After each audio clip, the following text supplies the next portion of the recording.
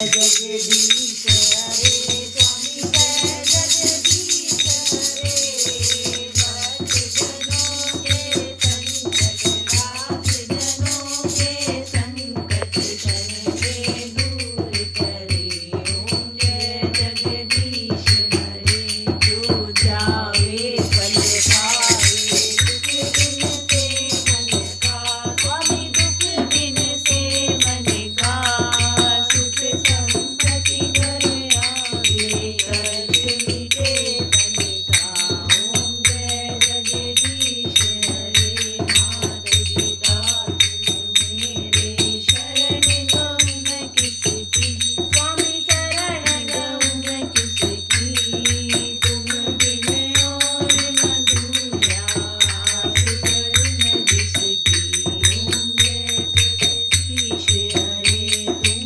पूरन परमात्मा तुम अंतर्यामी स्वामी तुम अंतर्यामी पार ब्रह्म परमेश्वर तुम सबके स्वामी ओम जय जगदीश पालन करता मैं मूरख कलकामी मैं सेवक तुम स्वामी कृपा करो भरता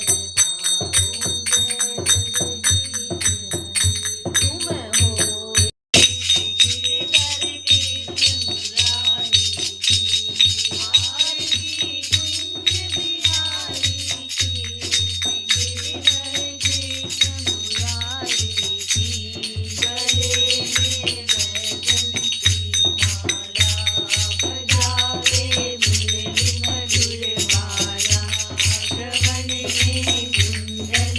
हरे कृष्णा। मोक्षदा एकादशी महात्म्य। श्री युधिष्ठिर जी बोले कि हे भगवान, आप सबको सुख देने वाले हैं और जगत के पति हैं, इसीलिए मैं आपको नमस्कार करता हूँ। कृपा करके मेरे एक संशय को दूर कीजिए। मार्गशीर्ष माह के शुक्ल पक्ष की एकादशी का नाम क्या है? उस दिन कौन से देवता की पूजा की जाती है और उसकी विधि क्या है? भगवान मेरे इन प्रश्नों का उत्तर देकर मेरे संदेह को दूर करें।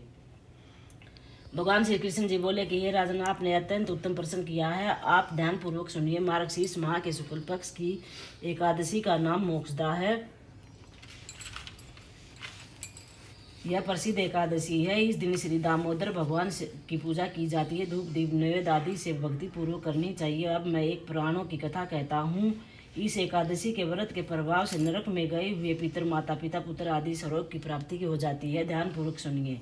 प्राचीन गोकुल नगर में बैसाख नाम का एक राजा राज्य करता था। उसके राज्य में 4 वेदों के ज्ञाता ब्राह्मण रहते थे। रात्रि को एक दिन स्वप्न में राजा ने अपने पिता को नरक में पड़े देखा। उसको स्वप्न में बड़ा आश्चर्य हुआ। प्रातःकाल होते ही उसने ब्राह्मणों के सामने अपनी सब स्वप्न की बात रख दी।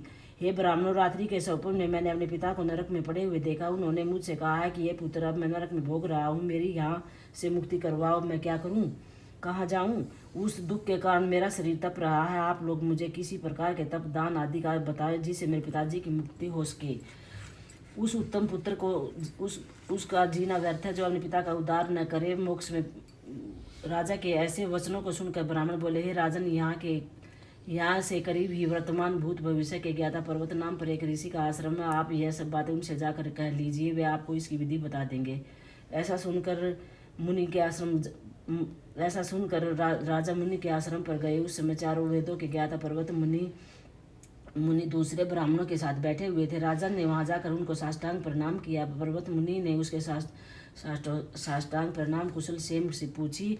तब राजा ने बोले कि हे देव ऋषि, आपकी कृपा से मेरे राज्य में सब कुशल मंगल है, परंतु मेरे मन में अशांति सी रहती है, उसका कुछ उपाय कीजिए। ऐसा सुनकर पर्वत मुनि ने मुहूर्त के लिए नेत्र बंद कर लिए और बाद में मुनि ने कहा, मैंने योग बल के द्वारा तुम्हारे पिता के समस्त कुकर्मों का ज्ञान प्राप्त किया है। उन्होंने पूर्व जन्म में कामातुर होकर सोत के कहने पर एक स्त्री को ऋतुदान।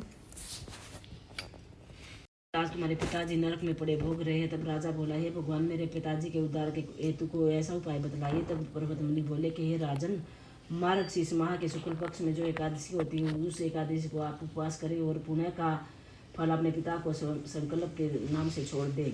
उस एकादशी के पुण्य के प्रभाव से अवश्य ही आपके पिता की मुक्ति होगी। मुनि के वचनों को सुनकर राजा अपने महल को आया और कुटुंब सहित मोक्षदा एकादशी का उपवास किया उस उपवास के पुण्य को राजा ने अपने पिता को संकल्प करके छोड़ दिया। उस पुण्य के प्रभाव से राजा के पिता को मुक्ति मिली और स्वर्ग में जाते हुए अपने पुत्र से बोला, हे पुत्र, तेरा कल्याण हो। यह कहकर स्वर्ग को चला गया। मार्गशीर्ष माह के शुक्ल पक्ष से मोक्षदा एकादशी का व्रत करते हैं, उस समय उसके समस्त पाप नष्ट हो जाते हैं और अंत में सर्वलोक हो जाते हैं। इस व्रत से बढ़कर मोक्ष देने वाला कोई दूसरा व्रत नहीं है। इस कथा इस कथा को कहने सुनने वाले सभी को मोक्ष की प्राप्ति होती है। हरे कृष्णा। राधे राधे। लो बेबे, आज की मोक्षदा एकादशी का महात्म्य और कहानी मैंने आपको पढ़ कर सुनकर बताई है। सभी बहनों को सुनीता गुलिया की राधे राधे। और प्लीज लाइक शेयर कमेंट जरूर कर दियो राधा रानी के नाम से। राधे।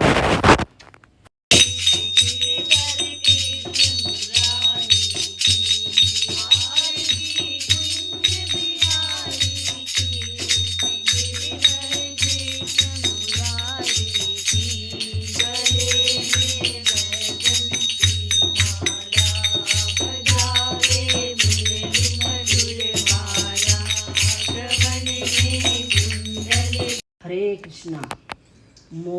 मोक्षदा एकादशी महात्म्य। श्री युधिष्ठिर जी बोले कि हे भगवान, आप सबको सुख देने वाले हैं और जगत के पति हैं, इसीलिए मैं आपको नमस्कार करता हूँ। कृपा करके मेरे एक संशय को दूर कीजिए। मार्गशीर्ष माह के शुक्ल पक्ष की एकादशी का नाम क्या है? उस दिन कौन से देवता की पूजा की जाती है और उसकी विधि क्या है? भगवान मेरे इन प्रश्नों का उत्तर देकर मेरे संदेह को दूर करें। भगवान श्री कृष्ण जी बोले कि हे राजन, आपने अत्यंत उत्तम प्रश्न किया है। आप ध्यान पूर्वक सुनिए। मार्गशीर्ष माह के शुक्ल पक्ष की एकादशी का नाम मोक्षदा है। यह प्रसिद्ध एकादशी है। इस दिन श्री दामोदर भगवान की पूजा की जाती है। धूप दीप नैवेद्य आदि से भक्ति पूर्वक करनी चाहिए। अब मैं एक पुराणों की कथा कहता हूँ। इस एकादशी के व्रत के प्रभाव से नरक में गए हुए पितर, माता पिता, पुत्र आदि स्वर्ग की प्राप्ति हो जाती है। ध्यान पूर्वक सुनिए। प्राचीन गोकुल नगर में बैसाख नाम का एक राजा राज्य करता था। उसके राज्य में चारों वेदों के ज्ञाता ब्राह्मण रहते थे। रात्रि को एक दिन स्वप्न में राजा ने अपने पिता को नरक में पड़े देखा। उसको स्वप्न में बड़ा आश्चर्य हुआ। प्रातःकाल होते ही उसने ब्राह्मणों के सामने अपनी सब स्वप्न की बात रख दी। हे ब्राह्मणों, रात्रि के स्वप्न में मैंने अपने पिता को नरक में पड़े हुए देखा। उन्होंने मुझसे कहा है कि ये पुत्र, अब मैं नरक में भोग रहा हूँ, मेरी यहाँ से मुक्ति करवाओ। मैं क्या करूँ, कहाँ जाऊँ? उस दुख के कारण मेरा शरीर तप रहा है। आप लोग मुझे किसी प्रकार के तप, दान आदि का बताएं जिससे मेरे पिताजी की मुक्ति हो सके। उस उत्तम पुत्र को उसका जीना व्यर्थ है जो अपने पिता का उद्धार न करे। मोक्ष में राजा के ऐसे वचनों को सुनकर ब्राह्मण बोले, हे राजन, यहाँ से करीब ही वर्तमान भूत भविष्य के ज्ञाता पर्वत नाम पर एक ऋषि का आश्रम है। आप यह सब बातें उनसे जाकर कह लीजिए, वे आपको इसकी विधि बता देंगे। ऐसा सुनकर राजा मुनि के आश्रम पर गए। उस समय चारों वेदों के ज्ञाता पर्वत मुनि दूसरे ब्राह्मणों के साथ बैठे हुए थे। राजा ने वहां जाकर उनको साष्टांग प्रणाम किया। पर्वत मुनि ने उसके साष्टांग प्रणाम कुशल क्षेम से पूछी। तब राजा ने बोले कि हे देव ऋषि, आपकी कृपा से मेरे राज्य में सब कुशल मंगल है, परंतु मेरे मन में अशांति सी रहती है, उसका कुछ उपाय कीजिए। ऐसा सुनकर पर्वत मुनि ने मुहूर्त के लिए नेत्र बंद कर लिए और बाद में मुनि ने कहा, मैंने योग बल के द्वारा तुम्हारे पिता के समस्त कुकर्मों का ज्ञान प्राप्त किया है। उन्होंने पूर्व जन्म में कामातुर होकर शोध के कहने पर एक स्त्री को ऋतुदान